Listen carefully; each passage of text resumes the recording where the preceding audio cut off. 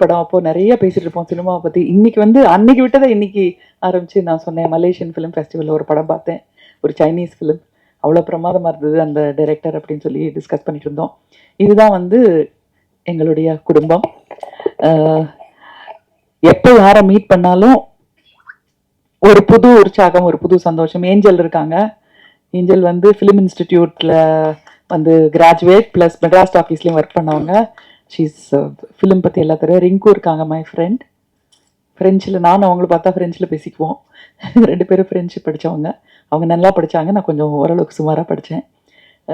Coming to this album, இது ஒரு வித்தியாசமான ஒரு கிரியேட்டிவ் ஒரு ஈரா அப்படின்னு சொல்லலாம். நான் முன்னாடி வந்து சினிமா தான் இருந்தது, ட்ராமா தான் இருந்தது. பிளேபேக்கில் வந்து ஆர்கெஸ்ட்ரா இருக்கும்போதே வந்து சிங்கர்ஸ் வந்து பாடினதை நாங்கள்லாம் பார்த்த டைம் அது. இப்போ வந்து anything is possible, everything is possible. நிறைய அவென்யூஸ் இருக்கு. அப்படி அவென்யூ இருக்கும்போது தான் நம்ம வந்து நல்லா பாடுறவங்கள, நல்லா மியூசிக் பண்றவங்கள பார்க்க முடியுது. இந்த சாய் அபியங்கர்னு எனக்கு தெரியவே தெரியாது. அவன் வந்து அந்த சின்ன பையன் வந்து நம்ம ஹரிணி என் திப்போட சன்னு தெரியவே தெரியாது. நம்ம ஃபேமிலி நம்ம பார்த்தேன்னா ஹரிணி முதல்ல நம்ம ஸ்டுடியோல தான் கூட்டிட்டு வந்து உட்கார வச்சு நிலா காய்குதேன்னு பாட வச்சது இப்போ எனக்கு ஞாபகம் இருக்கு. ஸோ இந்த மாதிரி புதுசா டேலண்ட் புது அவென்யூலேருந்து வரும்போது, ஸோ அந்த சாய் அபியங்கரோட பாட்டு 2 நாளும் ரொம்ப ஹிட் சினிமாவில் இருக்கிற பாட்டுன்னு நினச்சிட்டு இருந்தேன். பட் அது பிரைவேட் ஆல்பம் தான். இன்னைக்கு அதே மாதிரி இன்னொரு பிரைவேட் ஆல்பம். ஸோ அந்த அளவுக்கு இதுவும் வெற்றி பெறணும் அப்படிங்கிறது என்னுடைய ஆசை.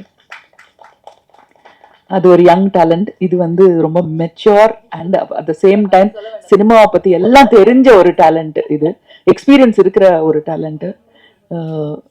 இந்த ஆல்பமோட கொஞ்சம் இது நான் கேட்டேன். இது தெரி பேப்பி எப்படி மியூசிக் எங்கே போய் சேரணுமோ அந்த மாதிரி மியூசிக்காக இருக்கு.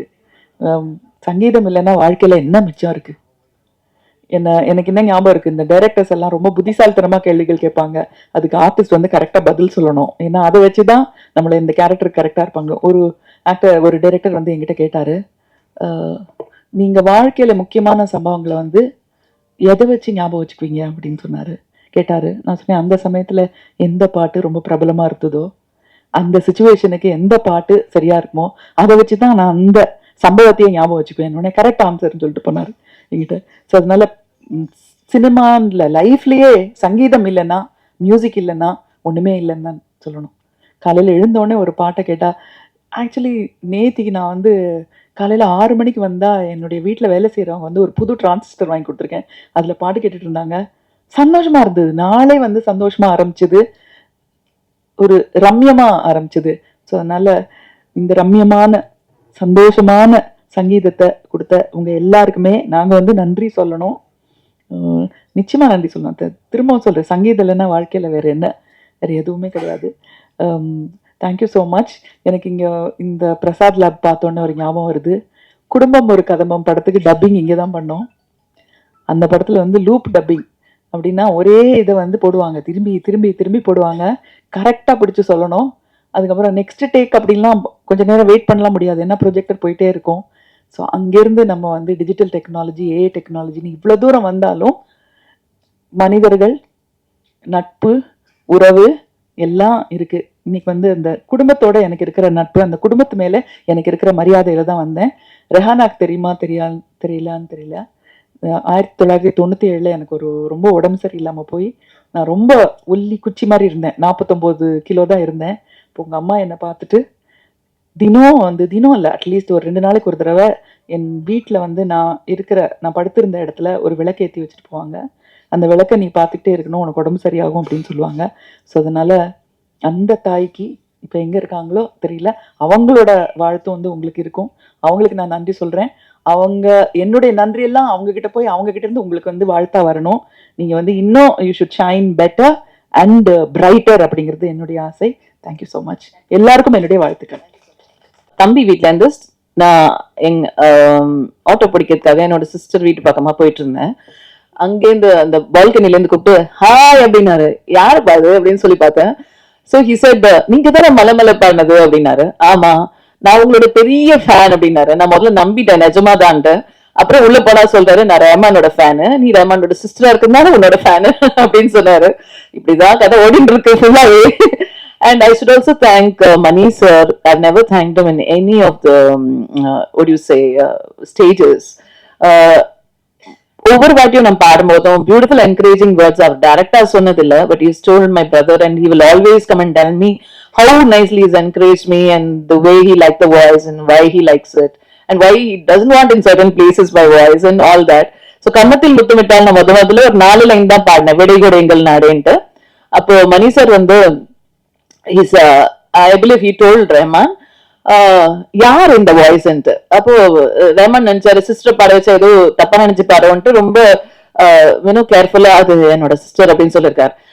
ஏன் ஃபுல் பாடம் பாட வச்சிருக்கலாம், நீ சொல்ல வேண்டியதானே அப்படின்னு சொன்னாராம். So that comment for me is like my whole life time achievement மாதிரி. It made my day that day. அது மட்டும் இல்ல, அப்புறம் ரீரெக்கார்டிங் ஃபுல்லா நான் பாடினேன். அப்புறம் சரட்டு வண்டியில, தென் ஐ சாங் இன் கெடா கெடா கரி, then so many Mani sir combination in the Ponniyin Selvan one la kuda. So he அதாவது மணி சார் நான் பாடிட்டா டெஃபினட்டா தூக்க கூடாதுன்னு நினைச்சிருவாரோ என்னமோ தெரியல, மோஸ்ட்லி இருந்துரும். So I am very very happy to sing for such a great director. And yeah, and is a wonderful ரசிகர், அவ்வளவு அற்புதமான ரசிகர் அவரு. And I should also thank Madhesh. என்ன வந்து என் ஃபர்ஸ்ட் சாங் அது கொடுத்து சோலோவா கொடுத்து அது ஒரு பெரிய மிகப்பெரிய ஹிட் ஆக்கி இன்ன வரைக்கும் மலை மேல நான் ஸ்டேஜ்ல பாட முடியுதுன்னா அது because of Madhesh sir. So always I give first importance to him because he did that to me. Of course Rahman, he made me sing from chorus till this, he has brought me, and thanks to Rahman. And now to Kovash Sharma.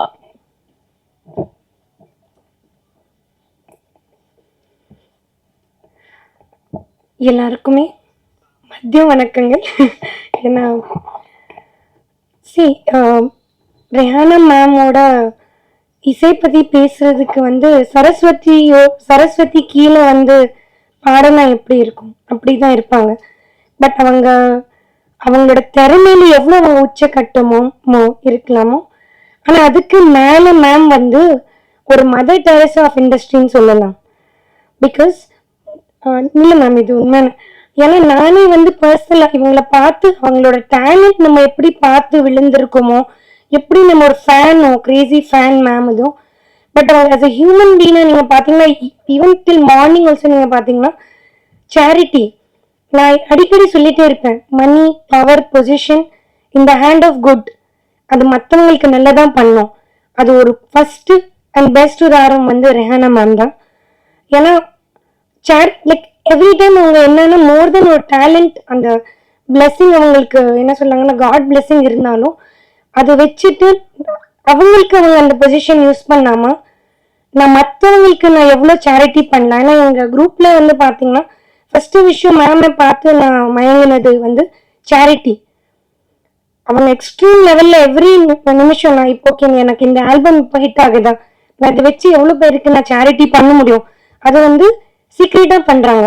நிறைய பேருக்கு அந்த விஷயமே தெரியாது. அவங்களோட inspiration எங்களுக்கு இண்டஸ்ட்ரியில இப்படி ஒன்று வேணும்னு சொன்னாங்கன்னா talent extreme. And as a human being ஒரு லேடியா அவங்கள பார்க்கறது ரெஹானா மேம் மட்டும் தான். அது அவங்களோட மெக்னானிமிட்டி.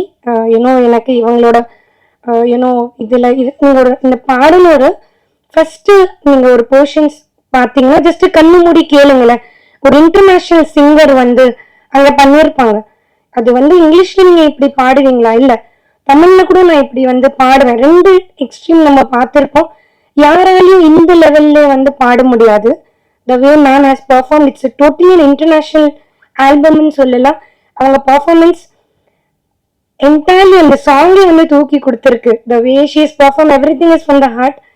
அண்ட் இந்த சாங் அகெயின் எடுக்கிறதுக்கு காரணம் நிறைய புது டேலண்ட்ஸ்க்கு நம்ம ஒரு வாய்ப்பா இருக்கணும். இட்ஸ் நாட் ஓன்லி அந்த வாய்ப்பா இருக்கணும், ஒரு ஆல்பமும் ஒரு படமும் வந்து பெருசா வரும்போது இண்டஸ்ட்ரிக்கு நிறைய பெனிஃபிட் வருது. நிறைய இப்போ ஒரு படம் வந்து ஹிட் ஆகுதுன்னா ஒரு பெரிய வரும்போது நிறைய வருமானம் நம்மளோட இண்டஸ்ட்ரிக்குள்ள வந்து வருது. ஸோ அதுவும் ஒரு நோக்கம் இருந்திருக்கு. ஸோ டோட்டல் அண்ட் டோட்டல் இதை எடுக்கிறதுக்கு அவங்க இருக்க பொசிஷனுக்கு அவங்க she doesn't have to two anything. But இன்னமும் இது வரைக்கும் நான் okay as a human Beena எப்படி உதவி பண்ண முடியும், ஆஸ் அ டேலண்ட்க்கு நான் எப்படி உதவி பண்ண முடியும். இந்த மியூசிக் இண்டஸ்ட்ரி இருக்கட்டும், இல்லை ஆல்பம் இது இருக்கட்டும், ஒரு வேற இடத்துக்கு போகணும்னு இருக்கும். மேம் பத்தி பேசிட்டே போகலாம். சுஹாசினி மேம் பத்தி சொல்லணும். மேம் வானப்பிரஸ்த படம் பார்த்து நாங்க விழுந்திருக்கோம். லைக் எப்படி ஒரு ஆக்டிங் இன்ஸ்பிரேஷன் ட்ரை பண்ணோம். ரொம்ப ரொம்ப கஷ்டம். She such an amazing human being. நிறைய இடத்துல மேம பார்க்கறதுக்கு வாய்ப்பு இருந்தது. எப்படி அவங்க நார்மலா எல்லாருக்கிட்ட ஒரு டேலண்ட், ஒரு ஆக்டிங்ல she is like what to say, அவங்க லெவலுக்கு எல்லாம் மேட்சே பண்ண முடியாது. Today also one of the example is Vanaprastha பண்ணது. Like very few artist. நான் அது 100 வாட்டி கூட பார்த்து அது பார்த்துட்டே இருக்கலாம். பிளஸ் எங்க டைரக்டர் மணிவி நாயர் சார் ரொம்ப அழகா வந்து பண்ணியிருந்தாங்க. as a டீமும் அவங்க பண்ணியிருந்தாங்க. Emin Muhammad such amazing young talent, அமேசிங்கா மியூசிக் வந்து பண்ணியிருந்தாங்க. மைக்கேல் சார் சொல்லணும். எங்க very favourite person Shalini, pop Shalini. சொன்ன உடனே கிளம்பி வேற ஏதோ ரெக்கார்டிங்ல இருந்து பாதியில இருந்து ஓடி வந்த மாதிரி ஓடி வந்திருக்காங்க. அவங்க வந்தது கூட சொல்ல சைலண்டா போய் ஒரு இடத்துல உட்காந்துட்டாங்க. நானா பார்த்து அப்புறம் கூப்பிட்டு உட்கார வச்சேன். such a nice person, she's a wonderful person. And before that I wanted to say, படங்கள்ல எல்லாரும் பார்த்து அவங்களோட ஃபேவரட் ஹீரோ பார்த்து அந்த மாதிரி ஹிட் ஆகுறதுதான் நடந்துட்டு இருக்கு. ஆனா இப்ப படங்கள்ல பாடல்கள் குறைஞ்சிக்கிட்டே இருக்கு, கொஞ்சம் கொஞ்சமா குறைஞ்சிட்டு இருக்கு. சோ இங்க கலைஞர்கள் பாடுறாங்க, இசையமைக்கிறவங்க எல்லாம் நிறைய பேர் உருவாக்கிட்டு இருக்காங்க, சவுண்ட் இன்ஜினியர்ஸ் நிறைய பேர் உருவாக்கிட்டு இருக்காங்க. சோ இவ்வளவு பேருக்கு எங்க ரெவன்யூ இருக்கு. சோ இந்த ஆல்பம்ஸ் வந்து பாத்தீங்கன்னா ஃபாரின் கண்ட்ரிஸ் எல்லாம் இந்த ஆல்பம் பாடி ஹிட் ஆகி அதுல நம்பர் 1 இருக்கிறவங்க உலகத்திலேயே ரொம்ப மோஸ்ட் ஃபேமஸ் பீப்புள் யார் தெரியுமா? சிங்கர்ஸ் தாங்க. ஆனா இங்க வந்து நம்ம டிபெண்டா இருக்கும், திரைத்துறைய டிபெண்டா இருக்கும், ஒரு ஆக்டர் டிபெண்டா இருக்கும், ஒரு டைரக்டர் டிபெண்டா இருக்கும், ஒரு ப்ரொடியூசர் டிபெண்டா இருக்கும். சோ பாடல்கள் குறையும் போது என்ன பண்ணுது, ஜனங்க பாட்டு கேட்கத்தான் போறாங்க. அது எந்த மீடியமா இருந்தா என்ன, அது திரைப்படமா இருந்தா என்ன, அது வெளியில ஆல்பமா இருந்தானே. சோ ஆல்பம்ஸ் நீங்க தான் ஜனங்க கிட்ட எடுத்துன்னு போய் சேர்க்கணும். அவங்களுக்கு பிடிச்ச மாதிரி தான் நாங்க ஆல்பம் போட்டிருக்கோம். இப்ப நான் வந்து ஒரு டீனேஜ் மாதிரி பாடி இருக்கேன். நான் அதுல எதுக்கு பாடிருக்கேன், ஜனங்களுக்கு பிடிக்கும்னு தான் பாடிருக்கேன். அவங்களுக்கு பிடிச்ச மாதிரி தான் நான் பண்ணிருக்கேன். எனக்கு பாடணும்னா நான் பிலாசபி பாடுவேன், சைக்காலஜி பாடுவேன், இல்ல வேற ஏதோ பாடுவேன், இல்ல ஒரு கர்நாடிக் மியூசிக் எடுத்து அதுல பயங்கரமா எல்லாம் பாடுவேன். ஆனா அது ஜனங்களுக்கு போய் சேரணும்ல, அந்த சேர வைக்கிறது தான் முக்கியமான விஷயம். அதை நீங்க பண்ணுங்க. அண்ட் தேங்க்ஸ், உங்க லவ்க்கு ரொம்ப தேங்க்ஸ் நீங்க எல்லாம் வந்ததுக்கு. அண்ட் பாப் ஷாலினி வந்து அவங்க படத்துல பாடுறதுக்கு முன்னாடியே அவங்க வந்து பாப் சாங்ஸ் பாடி பெரிய ஹிட் கொடுத்துருக்காங்க. சின்ன வயசுல இருந்து பாடின ஒரு ஜீனியஸ் அவங்க. So I am very proud to welcome pop Shalini.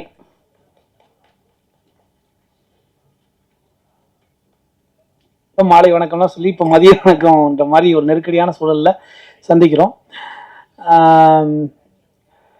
AR Rahana madam பற்றி சொல்லணும்னா, அவங்கள வந்து ஒரு வார்த்தையில் சொல்லணும்னா நான் எப்படி சொல்லுவேன்னா, அவங்க வந்து இசை குடும்பத்திலிருந்து வந்திருக்கக்கூடிய ஒரு இசை தேவதை, அப்படி தான் நான் சொல்கிறேன். இசை தேவதையை பாராட்டுறதுக்காக இன்னொரு தேவதை வந்திருக்காங்க. ஸோ இந்த பாடல் வந்து கண்டிப்பாக ஹிட்டு மேடம். ஏன்னா அவங்கள வந்து ஒரு சிந்து பைரவியே வந்து வாழ்த்திட்டு போயிட்டாங்க. அதனால் வந்து அவங்க சொன்ன மாதிரி சங்கீதம் இல்லைன்னா என்ன இருக்குது அப்படின்ற மாதிரி தான் நான் இந்த பாடலை கேட்டேன். பாடலோட டைட்டில் பார்க்கும்போது என்னென்னா மாத்திக்கலாம் மாலை.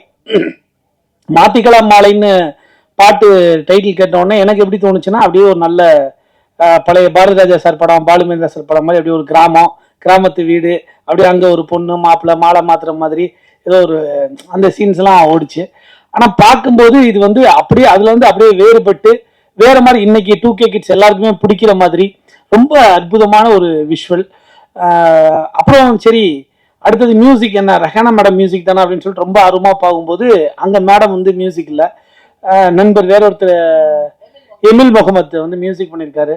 ஸோ அதுக்கப்புறம் வந்து மேம் வந்து லிரிக்ஸ் எல்லாம் எழுதுவாங்கல்ல. ஸோ எனக்கு அவங்கள பற்றி நிறைய நான் தெரிஞ்சு வச்சுக்கிறதுனால சரி லிரிக்ஸ் யாருன்னு போய் பார்த்தேன்.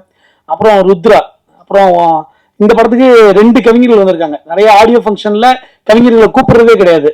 அப்படி இருக்கும்போது பாட்டே எழுதாத ஒரு ஆல்பத்துக்கு ஒரு 2 கவிஞர்கள் மொத்தம் நான் வந்திருக்கோன்றது இதுல கூடுதல் சிறப்பு அம்சம்.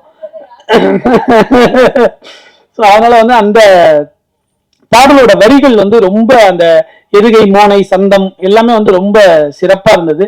அந்த டியூன் என்ன கேட்குதோ அந்த அளவுல அழகா இருந்தது.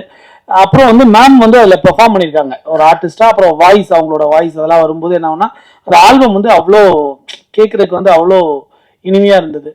ஸோ நம்ம சொல்லுவாங்கல்ல, ஒரு பாட்டுக்கு ஆட வைக்கணும் பாட்டு, அசர வைக்கணும் பாட்டு, கேட்க வைக்கணும் பாட்டு, கிறங்க வைக்கணும் பாட்டு அப்படின்னு சொல்லி கண்டிப்பா நீங்க இந்த பாடலை கேட்கும்போது உங்களை ஆட வைக்கும், அசர வைக்கும், கேட்க வைக்கும், கிறங்க வைக்கும், திருப்பி திருப்பி ரிப்பீட் மோட்ல உங்களை அந்த பாடல் வந்து கேட்க வைக்கும் அப்படின்றது வந்து என்னுடைய நம்பிக்கை.